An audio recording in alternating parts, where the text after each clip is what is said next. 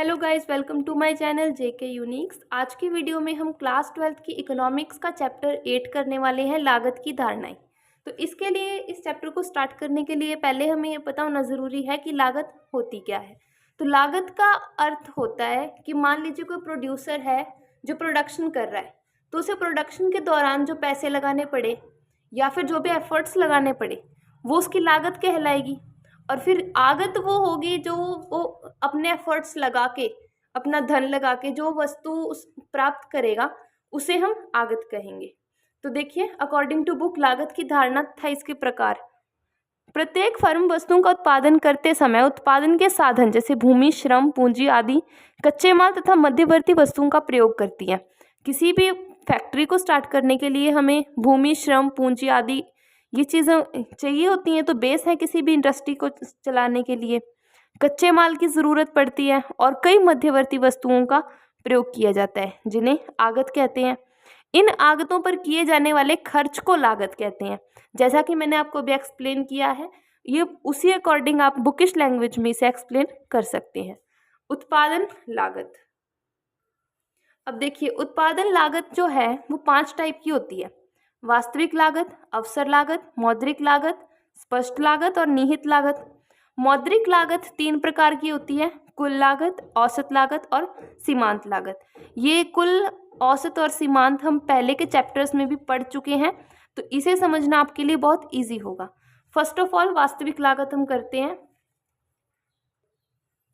वास्तविक लागत को किसी वस्तु के उत्पादन के लिए उठाए गए कष्ट, त्याग तथा प्रयत्नों के रूप में व्यक्त किया जाता है। जैसे मान लीजिए कोई प्रोड्यूसर है, किसी चीज़ का उत्पादन कर रहा है। अब उत्पादन करने के लिए मान लीजिए किसी वो मिट्टी की वस्तु का उत्पादन कर रहा है, तो अब उसको उत्पादन कर उसने बना दिया, मिट्टी का घड़ा बना दिया, तो उसे सूखने के लिए उसे पेशेंस रखनी पड़ेगी क्योंकि उसे 1-2 दिन सूखने में लगेंगे। तो इस तरह से जो वो कष्ट उठाने पड़ते हैं उसे, तो इसे हम वास्तविक लागत कहते हैं। जो मार्शल हमारे इकोनॉमिस्ट हैं, उन्होंने भी इसकी परिभाषा दी है कि किसी वस्तु के उत्पादन में प्रत्यक्ष अप्रत्यक्ष रूप से लगे हुए विभिन्न प्रकार के श्रम तथा इसे तैयार करने में लगी पूंजी के लिए बचत करने के लिए आवश्यक उपभोग, स्थगन अथवा प्रतीक्षाओं में निहित सभी प्रयत्न या त्याग मिलकर उस वस्तु की वास्तविक लागत कहलाएगी।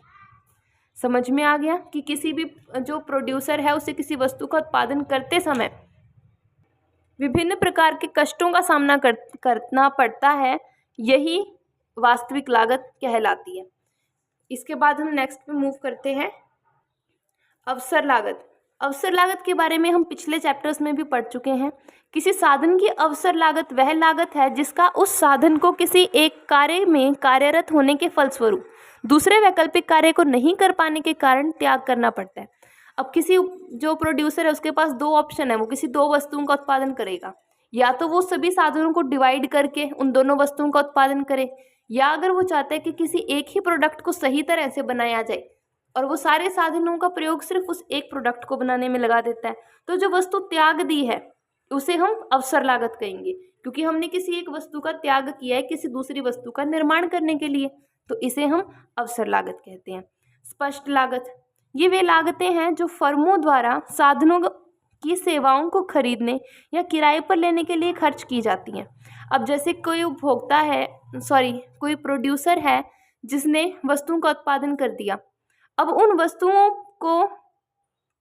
का उत्पादन करने के बाद वो सेवाओं की खरीद करेगा ताकि वह आम उपभोक्ता तक उन वस्तुओं को पहुंचा सके।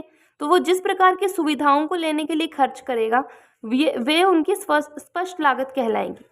फर्म के द्वारा दी जाने वाली मजदूरी, कच्चे व अर्धनिर्मित माल के भुगतान, ऋणों पर दिए जाने वाला ब्याज व घिसावट पर किए जाने वाले खर्च आदि स्पष्ट लागतें होती हैं। इसकी परिभाषा लेफ्टविच हमारे इकोनॉमिस्ट हैं, उन्होंने दी है। परिभाषा मैंने नहीं लिखी क्योंकि उन्होंने स्पष्ट लागत में वही बताया है जो हम अभी बुकिश लैंग्वेज के अकॉर्डिंग नोट्स में लिख चुके हैं। निहित लागत।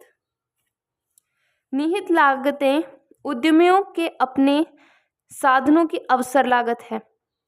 निहित लागत यानी कोई, अब जो प्रोड्यूसर है उसके पास खुद ही साधन है, उसने किसी वस्तु का उत्पादन किया, बाजार तक पहुंचाने के लिए वो अपने खुद की ही मान लीजिए किसी ट्रक या व्हीकल का यूज़ कर रहा है, तो लेकिन उसे यूज़ करने के लिए भी उसे पैसे चाहिए अगर मान लीजिए वो खुद की ही गाड़ी का यूज़ कर रहा है, लेकिन उसे बाजार तक सामान पहुंचाने के लिए पेट्रोल की ज़रूरत तो होगी, तो वो खुद की तरफ से ही उसका भुगतान करेगा। तो ये उसकी निहित लागत है, यानी साधन अपने होने के बावजूद भी उसे व्यय करना पड़ रहा है, तो ये उसकी निहित लागत कहलाएगी। इसकी भी परिभाषा लेफ्टविच ने ही दी है। इसके बाद मौद्रिक लागत पर मूव करते हैं। किसी वस्तु का उत्पादन तथा बिक्री करने के लिए मुद्रा के रूप में जो धन खर्च किया जाता है उसे वस्तु की मौद्रिक लागत कहते हैं। किसी भी चीज़ का उत्पादन करने के लिए हमने जो पैसे दिए, जो धन दिया, तो उसे हम मौद्रिक लागत कहेंगे, यानी कैश के रूप में हम पैसों का यूज़ कर रहे हैं, तो ये हमारी मौद्रिक लागत होगी। इसकी परिभाषा J.L. हैंसन ने दी है। तो कुल लागत, सीमांत लागत तथा औसत लागत की धारणा। अब ये मौद्रिक लागत के प्रकार हैं, इनके बारे में भी हम अब अध्ययन करेंगे। कुल लागत किसी वस्तु के उत्पादन में किए जाने वाला कुल धन व्यय, यानी कोई वस्तु अगर हमने बनाई, उसके अंदर टोटल हमने कर लिया कि भाई ट्रांसपोर्ट में इतना यूज़ होगा, कच्चे माल हम इतने का खरीदेंगे, मशीनों पर हम इतना व्यय करेंगे, उस सारे को जब हमने टोटल किया तो इसको हम कुल लागत कहेंगे। परिभाषा इकोनॉमिस्ट डूले ने दी है। तो अब इस कुल लागत को दो प्रकार से बांटा गया है, बंधी लागत और परिवर्तनशील लागत। बंधी लागत यानी फिक्स्ड कॉस्ट और परिवर्तनशील लागत यानी वेरिएबल कॉस्ट। तो हमने देखी, जैसे पहले देखा था कि कुछ साधन स्थिर होते हैं, तो वो स्थिर साधन है जो वो बंधी लागत में आएंगे। मैं भी आपको मोटा मोटा बता रही हूँ, इसको डिफाइन भी करेंगे। परिवर्तनशील लागत जब लगती है तब हमारे जो साधन हैं वो सभी परिवर्तनशील होते हैं, उन्हें हम चेंज भी कर सकते हैं, चेंजेबल होते हैं। तो अभी हम इनके बारे में थोड़ा और डेफिनेशन से पढ़ते हैं। बंधी लागत, अल्पकाल में स्थिर साधनों की लागत को बंधी लागत कहते हैं। जब शॉर्ट पीरियड ऑफ टाइम है, अब हम सभी साधनों को जब चेंज नहीं कर सकते, तो उसके अंदर हमारे पास सभी साधन स्थिर हैं, केवल कुछ ही साधन परिवर्तनशील होते हैं, जैसे हमने लेबर के बारे में पढ़ा था पिछले चैप्टर्स में।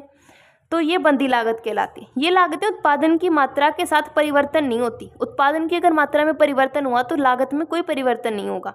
तो टोटल फिक्स्ड कॉस्ट की जो लाइन होगी वो हमेशा स्ट्रेट लाइन ही होगी, ठीक है, क्योंकि जो कॉस्ट है वो फिक्स है, इतना तो उसे खर्च करना ही पड़ेगा, चाहे कितना ही उत्पादन हमें प्राप्त हो, लेकिन किसी भी चीज़ का प्रोडक्शन करने के लिए हमें उतना तो खर्च करना ही पड़ेगा।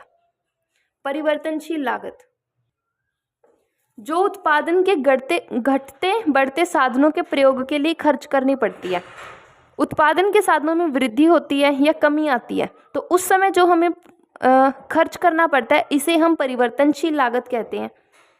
तो जो धन है और जो उत्पादन की मात्रा है, ये एक दूसरे के अनुसार बढ़ते और घटते रहते हैं। अगर मान लीजिए कि अगर हमने धन बढ़ाया है तो हमें उत्पादन भी अधिक मात्रा में प्राप्त होगा, क्योंकि अगर हमने सही प्रकार से धन लगाकर मशीनरियों को डेवलप किया तो हमारी उत्पादन की मात्रा में भी वृद्धि होगी।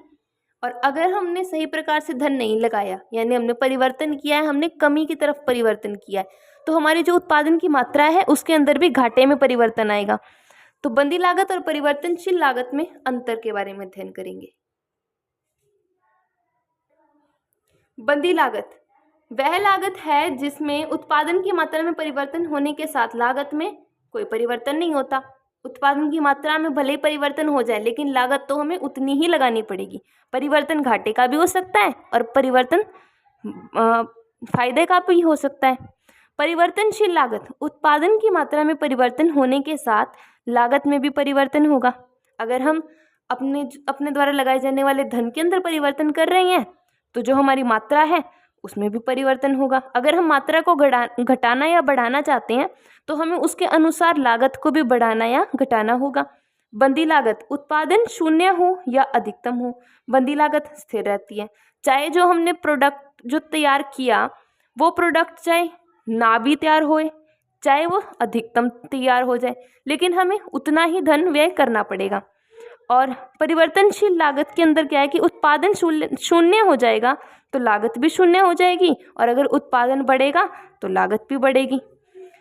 तो ये इसके बीच में डिफरेंस था गाइस। तो आगे मूव करते हैं कुल तथा बंधी लागत, कुल, बंधी तथा परिवर्तनशील लागतों में संबंध पर।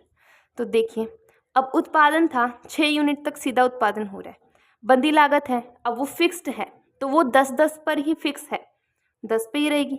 जो परिवर्तनशील लागत है वो देखिए चेंज हो रही है, 0 फिर 10 फिर 18 24 28 32 और 38 पे। जो टोटल कॉस्ट है वो उन बंदी लागत और परिवर्तनशील लागत का जोड़ होता है। जैसे 10 + 0 = 10, 10 + 10 = 20 एक्सेट्रा। तो अब इसकी जो परिभाषा है वो हॉलैंड ने दी है। हॉलैंड भी हमारे इकोनॉमिस्ट हैं। अल्पकालीन कुल लागत बंदी लागत तथा परिवर्तनशील लागत का जोड़ है। जो अल्पकाल के अंदर जो कुल लागत है वो बंदी लागत और परिवर्तनशील लागत का जोड़ है। अभी हमने इस डायग्राम के अकॉर्डिंग भी इसे ही देखा है। तो अब देखिए जब तीनों को हम एक ही डायग्राम के ऊपर शो करते हैं तो ये किस तरह के दिखाई देते हैं। तो ये देखिए जो ऊपर की तरफ लाइन है टोटल कॉस्ट की है, टोटल वेरिएबल कॉस्ट यानी परिवर्तनशील लागत, टोटल फिक्स्ड कॉस्ट फिक्स्ड है 10 पर ही फिक्स्ड थी वो। तो जब हमारा ये 1 था तब 10 हुआ, जब यानी हमारा उत्पादन 1 था तब बंदी लागत 10 पे ही चल रही है और परिवर्तनशील लागत भी 10 थी। देखिए परिवर्तनशील लागत भी 10 है। इस पॉइंट से उगे जा रही हैं, तीनों यहाँ पे मिल रहे हैं। इसी प्रकार से हमारा जो डायग्राम है वो बनकर तैयार हो जाएगा। औसत लागत पर मूव करते हैं गाइस। तो देखिए औसत लागत एवरेज कॉस्ट, किसी वस्तु की प्रति इकाई लागत, प्रति इकाई जो लागत होगी उसे हम औसत लागत कहेंगे। यानी average cost equal to total cost by quantity, उत्पादन की मात्रा। औसत लागत जो कुल लागत थी उससे अगर हम उत्पादन की मात्रा को भाग देंगे तो हमें औसत लागत प्राप्त हो जाएगी। इसका कर्व देखिए, एवरेज कॉस्ट का कर्व यू आकार का होता है। तो देखिए इधर कॉस्ट है, यहाँ आउटपुट है, तो जो कर्व है वो यू आकार का है। औसत लागत वक्र की आकृति यू आकार की होती है। उत्पादन बढ़ने के साथ यह आरंभ में गिरती है। प्रोडक्शन जब बढ़ा तो ये शुरुआत में नीचे गिरने लगी और फिर स्थिर हो जाती है, यहाँ पर स्थिर होनी शुरू हुई और इसके बाद अंत में बढ़ने लग जाती है। उम्मीद है गाइस आपको इस डायग्राम से औसत लागत का पता चल गया होगा। तो अब हम आगे मूव करते हैं। अल्पकाल में औसत लागत के दो घटक बंदी लागत तथा परिवर्तनशील लागत। AC यानी average cost equal to average fixed cost plus average variable cost. अब हमने ये ही सेम चीज़ टोटल कॉस्ट में पढ़ी थी, अब हम एवरेज कॉस्ट में पढ़ रहे हैं। सेम चीज़ ही है गाइज, कोई ज़्यादा कुछ इसमें परिवर्तन नहीं आया, सिर्फ इसमें एवरेज आगे लग गया। औसत बंदी लागत, औसत बंदी लागत क्या होती है तो इसको हम कैसे निकालेंगे, average fixed cost equal to total fixed cost by quantity. ठीक है, अब इसका देखिए कर्व ऊपर से नीचे की तरफ आता है।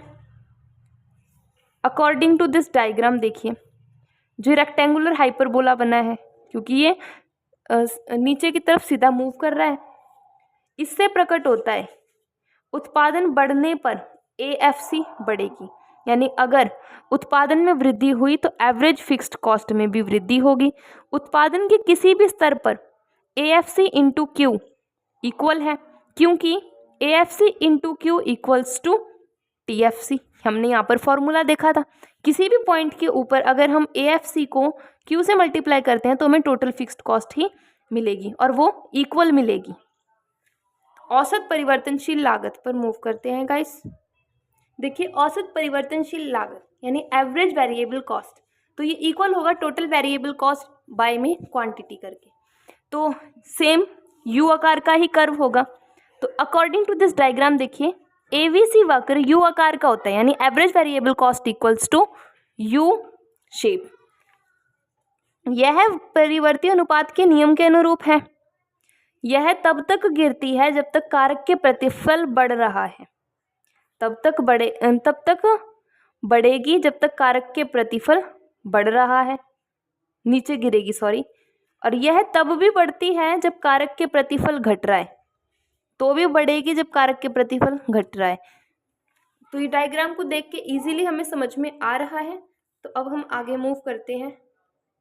आगे मूव करने से पहले मैं आपको बता दूं कि अगर आप नोट्स में कहीं पर मिस्टेक देख रहे हैं तो प्लीज़ आप उन्हें अपने नोट्स में सही कर लेना, क्योंकि यहाँ पर मैं जल्दी में जब नोट्स लिखती हूँ तो मैं गड़बड़ कर देती हूँ। हर किसी से ही गलती हो जाती है, तो मेरे से भी मिस्टेक हो जाती है नोट्स में। अगर कोई मिस्टेक आती है तो आप मुझे कमेंट करके भी बता सकते हैं, और अपनी नोटबुक के अंदर सही से लिखें। नोट्स को कॉपी मत करना, चैप्टर को सही प्रकार से समझ के खुद नोट्स बनाना, तो आपके लिए बेनिफिशियल होगा। तो बिना देरी किए आगे बढ़ते हैं। औसत लागत वक्र यू आकार का ही क्यों होता है? अब आप देख रहे थे कि अभी तक हम देख रहे हैं जो एवरेज कॉस्ट वाला जो वक्र है वो यू शेप का ही है। ऐसा क्यों? अल्पकालीन औसत वक्र यू आकार की होती है, शॉर्ट पीरियड ऑफ टाइम में यू आकार की होती है। इसकी व्याख्या 3 प्रकार से की जाती है। औसत बंदी लागत तथा औसत परिवर्तनशील लागत का आधार, यानी AC equals to AFC plus ABC। उत्पादन में जैसे जैसे वृद्धि होगी वैसे वैसे बंदी लागत घटती जाएगी। घटते बढ़ते अनुपात के नियम का आधार, यानी घटते बढ़ते अनुपात का नियम भी यहाँ पर लागू हो जाता है। उत्पादन में होने वाली वृद्धि की दर घटने लगती है अथवा उत्पादन लागत बढ़ने लगती है। यानी जब उत्पादन में होने वाली वृद्धि, उत्पादन में जो वृद्धि हो रही है वो घटने लगेगी तो उत्पादन लागत बढ़ने लग जाएगी। आंतरिक किफायतें बचतों तथा हानियों का आधार, जब एक फर्म अल्पकाल में उत्पादन में वृद्धि करती है, एक कोई फर्म है वो शॉर्ट पीरियड ऑफ टाइम में अगर उत्पादन में वृद्धि करती है तो बंधे साधनों की अविभाज्यता के कारण जो हमारे बंधे हुए साधन हैं, जो स्थिर साधन हैं, उनको हम बांट नहीं पाते। उस कारण उस फर्म को कई प्रकार की आंतरिक किफायतें प्राप्त होती हैं। आंतरिक किफायतें हमने प्रीवियस चैप्टर्स में भी पढ़ा था कि भाई उनको न्यूज़ मिलती रहती है आसपास की फर्मों में कि किसके अंदर किस चीज़ का विस्तार हुआ या फिर किस चीज़ की ज़्यादा बाज़ार में मांग है, कीमतों की मांग है, या सरकार उन्हें सुविधाएं उपलब्ध करवाती है छोटी फर्मों को। तो इस तरह की चीज़ें आंतरिक किफ़ायतों में आती हैं। सीमांत लागत, तो देखिए इस तरह से हमारी जो औसत लागत थी, एवरेज कॉस्ट थी, वो कंप्लीट हो गई है। अब इसके बाद मार्जिनल कॉस्ट स्टार्ट हो गई है। अब इसे हम देखते हैं गाइस। अब तक हमने जो एवरेज कॉस्ट थी वो कंप्लीट कर ली है। अब हम सीमांत लागत पर मूव कर रहे हैं। सीमांत लागत यानी मार्जिनल कॉस्ट, किसी वस्तु की एक अतिरिक्त इकाई का उत्पादन करने से कुल लागत में जो अंतर आता है उसे सीमांत लागत कहते हैं। अगर हम किसी वस्तु का उत्पादन कर रहे हैं और अगर उसकी अतिरिक्त इकाइयों का उससे अलग किसी वस्तु का उत्पादन कर रहे हैं, उत्पादन करने से जो कुल लागत में फिर अंतर आएगा उसे हम सीमांत लागत कहेंगे। तो marginal cost equals to TC बाय TQ, total cost by total quantity. ठीक है, इसकी भी परिभाषा फर्गुसन द्वारा ही दी गई है। अल्पकाल में MC की गणना, अल्पकाल में MC की गणना, शॉर्ट पीरियड ऑफ टाइम में मार्जिनल कॉस्ट का हम जब गणना करेंगे तो भी हमारा जो कर्व है वो यू शेप का ही बनेगा। कुल उत्पादन के अंदर देखिए आप जो टोटल कॉस्ट पढ़ा था उसके अंदर ही कर्व यू आकार का नहीं है, बाकी यू आकार का ही कर्व होगा एवरेज कॉस्ट में भी और मार्जिनल कॉस्ट में भी। तो अब सीमांत लागत परिवर्ती लागत है, इस पे मूव करते हैं। सीमांत लागत केवल परिवर्ती लागत है। यहाँ विशेष रूप से ध्यान देने की आवश्यकता है कि MC एक अतिरिक्त लागत है, एक एक्स्ट्रा लागत है, उत्पादन की एक अतिरिक्त इकाई उत्पादन के अनुरूप। तो समीशन MC इक्वल्स टू क्या होगा? Total variable cost. इसका देखिए टोटल वेरिएबल कॉस्ट होगी जो वो नीचे जो बच जाएगा डायग्राम के अकॉर्डिंग सब टोटल वेरिएबल कॉस्ट होगा। Marginal cost curve you shape में ऊपर की ओर बढ़ेगा, ये कॉस्ट है और ये आउटपुट है यूनिट्स में।